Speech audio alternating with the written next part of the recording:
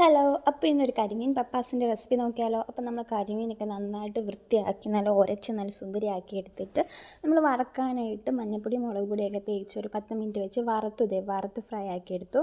പിന്നെ നമ്മൾ ചട്ടി വെച്ച് എണ്ണ വെച്ച് കടുക് പൊട്ടിക്കും.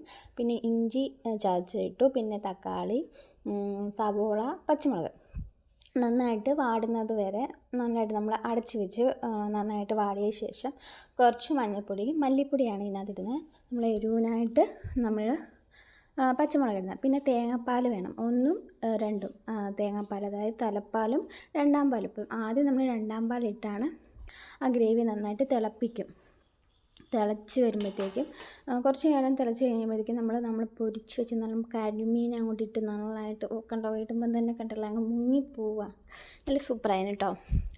അപ്പം അതെ, കരിമീനെല്ലാം ഓരോന്നോരോന്നായിട്ട് മെല്ലെ മെല്ലെ ഇടണമേ, അല്ലെങ്കിൽ പൊടിഞ്ഞു പോകും. എന്നിട്ട് അതെ നമ്മൾ ഒന്നിച്ച് തിളച്ച് കഴിഞ്ഞിട്ട് നമ്മുടെ തലപ്പാൽ ഒഴിക്കുമ്പം ഗ്യാസ് ഓഫ് ചെയ്യണം കേട്ടോ. എന്നിട്ട് തലപ്പാൽ ഒഴിച്ചു. ഇത്രയേ ഉള്ളൂ. ബ്രെഡിൻ്റെ കൂടെ നല്ല കരിമീൻ കറി.